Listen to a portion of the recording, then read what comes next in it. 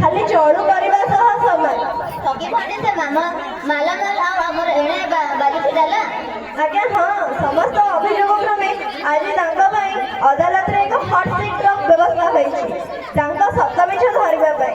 ତ ଦର୍ଶକ ବନ୍ଧୁ, ଆଜିର ଲୋକପ୍ରିୟ ଏବଂ ଶିକ୍ଷଣୀୟ କ୍ଷୁଦ୍ର ନାଟକ ଯାହା କହିବି ସତ କହିବି। ଆସନ୍ତୁ ଆମ କୁନି କଳାକାରମାନଙ୍କୁ ଏଇ ମଞ୍ଚରେ ସ୍ୱାଗତ କରିବା। ଆରେ ଘରଟା କଣ ଅନ୍ଧାର ଅନ୍ଧାର ଦେଖାଯାଉଛି?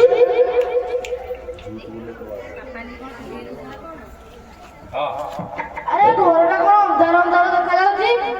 ହଁ, ଏଇଟା ହେଉଛି ଡାର୍କ ରୁମ୍, ଅନ୍ଧାରୀ ଘର। ଯେଉଁମାନଙ୍କ ନାଁରେ ଅଭିଯୋଗ ଥାଏ ତାଙ୍କୁ ଏ ଘରକୁ ଡକାଯାଏ। ସେମାନେ ଭାବୁଛ ପୁଣି ମୋ ନାଁରେ ଅଭିଯୋଗ, ପୁଣି ବନ୍ୟା ନାଁରେ? ତମ ନାଁରେ ଅଭିଯୋଗ ଯାହା ସତ କି ମିଛ ତମକୁ ପଚାରିଲେ ଜଣା ପଡିବ। ମୋ ଜୀବନରେ ମୁଁ କେବେ ମିଛ କହିବି, ଯାହା କହିବି ସତ କହିବି। ଶୁଣ, ତମ ନାଁ? ମୋ ନା ମତେ ତ ବନ୍ୟା ବନ୍ୟା ବୋଲି ଡାକନ୍ତି ଆଉ। ତମ ଭଲ ନାଁ କଣ କୁହ? ମୋ ନା ତ ବନ୍ୟା। ତମ ପଛକୁ ନା ସେଇଠି ଗୋଟେ ହିଟ୍ ହଟ୍ ସିଟ୍ ଅଛି। ଆଜ୍ଞା ଆଜ୍ଞା ଅଛି। ହଟ୍ ସିଟ୍ ଆଜ୍ଞା ଯାହା କହିବ ସେ ସିଟ୍ରେ ବସିକି କହିବ। ଆଜ୍ଞା ଆଜ୍ଞା। ବସ। ତମ ନାଁ? ମତେ ତ ବନ୍ୟା ବନ୍ୟା ବୋଲି ଡାକନ୍ତି ଆଉ। ଆରେ ତମର ଭଲ ନାଁ କୁହ। ହଁ ମୋ ତ ବନ୍ୟା। ଏବେ ଏଇଟା କଣ କରେଣ୍ଟ ମାରୁଛି? ତମେ ମିଛ କହିଲ। ସେମାନେ ଜାଣିପାରୁନି ମିଛ ସତ। ତମ ନାଁ ଠିକ ସେ କୁହ। ମୋ ନା ବନ୍ୟା ବିହାରୀ ଉଚ୍ଚାର ଭଗତ। ଠିକ ଅଛି, ତମ ନାଁରେ ଅଭିଯୋଗ ଅଛି। ହଉ କୁହ କଣ ଅଭିଯୋଗ? ତମକୁ ସରକାରଙ୍କ ତରଫରୁ ରାସ୍ତା ତିଆରି କରିବାକୁ ଆଜ୍ଞା କେତେ ଟଙ୍କା ମିଳିଥିଲା? 50,000। ଠିକ କହୁଛ? ଆଜ୍ଞା ସେ ହଟ୍ ସିଟ୍ରେ ବସିବ। ଆଜ୍ଞା ଆଜ୍ଞା ବସୁଛି କରେଣ୍ଟ ମାରୁଛି। କେତେ ଟଙ୍କା ମିଳିଥିଲା? ଆଜ୍ଞା 50,000 ମିଳିଥିଲା।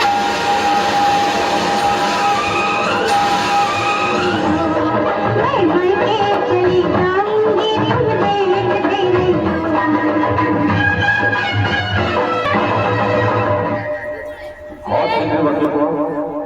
ଆଜ୍ଞା ବସୁଛି ବସୁଛି। ତମକୁ 2 ଲକ୍ଷ ଟଙ୍କା ଦିଆଯାଇଥିଲା। ଆଜ୍ଞା ଆଜ୍ଞା ଆଉ 50,000 କହୁଛ? ଆଜ୍ଞା ଟିକେ ମିଛ କହିବାକୁ ପଡ଼ିଲା ଆଉ। ଏଥର ସତ କୁହ। ଆଜ୍ଞା 2 ଲକ୍ଷ ଟଙ୍କାର କାମ କଣ କରିଛ? ଆଜ୍ଞା 1,00,000 ଟଙ୍କାର ମହରମ ପକେଇ ଦେଇଛି, ଆଉ 1,00,000 ଟଙ୍କା ମୋ ପକେଟରେ।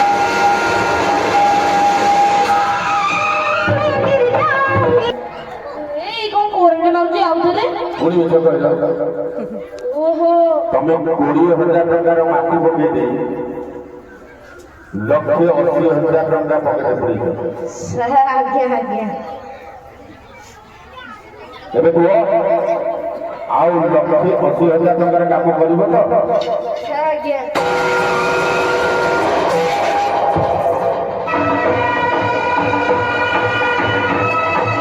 ସତ କୁହ। ତମେ ମନେ ମନେ ମିଛ କହୁଛ। ଏଇଠୁ ଭାବୁଛ ଡ୍ରାଇଭର ପଳେଇବ। ସେଟା ମାନେ ମନ କଥା ହିଁ ବୁଝିପାରୁଛି। ବସ। ଓହୋ ବସୁଛି ବସୁଛି। ଯାହା କହିବ ସେ ହଟ୍ ସିଟ୍ ବସିକି କହିବ। ଆଜ୍ଞା ଆଜ୍ଞା ତମ ନାଁରେ ଦ୍ୱିତୀୟ ଅଭିଯୋଗ, ପାନୀୟ ଜଳର ସୁବିଧା ପାଇଁ ତମ ପଞ୍ଚାୟତର 5ଟା ଗାଁ ପାଇଁ 5ଟା କୂଅ ପାଇଁ କୂଅ ଖୋଳିବାକୁ ପଇସା ଆଣିଥିଲ। ଆଜ୍ଞା କେତେ ଟଙ୍କା ଆଣିଥିଲ? ଆଜ୍ଞା 50,000।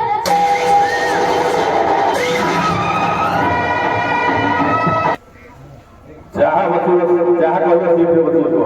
ଆଜ୍ଞା ବସୁଛି ବସୁଛି। କେତେ ଟଙ୍କା ଆଣିଥିଲ? ଗୋଟିଏ କୂଅ ପାଇଁ 1,00,000 ଟଙ୍କା। ଆଜ୍ଞା ଆଜ୍ଞା 5ଟା କୂଅ ପାଇଁ 5,00,000 ଟଙ୍କା। କୂଅ ଖୋଳିଛ? ଆଜ୍ଞା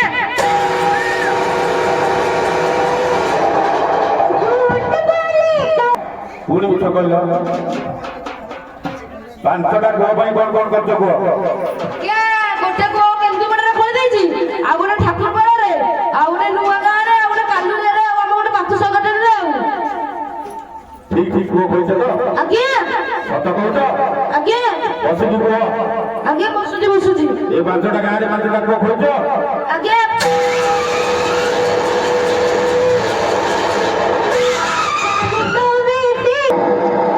ଯାହା କହିବ ସେ ସେଇରେ ବସିବ। ଆଜ୍ଞା ବସିକି ବସୁଛି କଣ କୁହ 5ଟା କୂଅ କଣ କରିଛ? ଆଜ୍ଞା 4ଟା ମୁଖ୍ୟ ଲୋକଙ୍କୁ ପଇସା ଦେଇଦେଲି କେତେ ଟଙ୍କା ଲେଖେ ଦେଇଛ? ତାଙ୍କୁ 20,000 ଲେଖା ଦେଲି ସେ କୂଅ ଖୋଳିବେ କଣ ଘରେ ଗୋଟେ ଗୋଟେ ପାଇଖାନା କରିଦେଇଛନ୍ତି ଓହୋ ଲକ୍ଷେ ଟଙ୍କା ଆଣିଲେ ତାଙ୍କୁ 20,000 ଲେଖେ ଦେଇଛ। ଆଜ୍ଞା ସେ ତାଙ୍କର କୂଅ ଖୋଳିବେ କଣ ତାଙ୍କ ବାଡ଼ିରେ ପାଇକିନା ଟାଙ୍କି କରିଦେବେ। ଆଜ୍ଞା ଆଜ୍ଞା ଆଉ ବାକି ପଇସା କଣ ହେଲା? ଆଜ୍ଞା ଆଉ ବାକି ପଇସା ମୋ ପକେଟରେ ଆଉ କାଇଁ କରେଣ୍ଟ ମାରୁନି? ନାଇଁ ଆଉ ମୁଁ ସତ କଥା କହିଲି ଆଉ ଆମର କରେଣ୍ଟ ମାରିବ ଯାହା ଦେଇଛ ଆଜ୍ଞା 5ଟା ଗାଁରେ 5ଟା କୂଅ ଖୋଳିବ। ଆଜ୍ଞା ଆଜ୍ଞା ଠିକ ଅଛି ତ? ଆଜ୍ଞା ଶପଥ କରିବ। ଆଜ୍ଞା ମୁଁ ଶପଥ କରି କହୁଛି 5ଟା ଗାଁରେ 5ଟା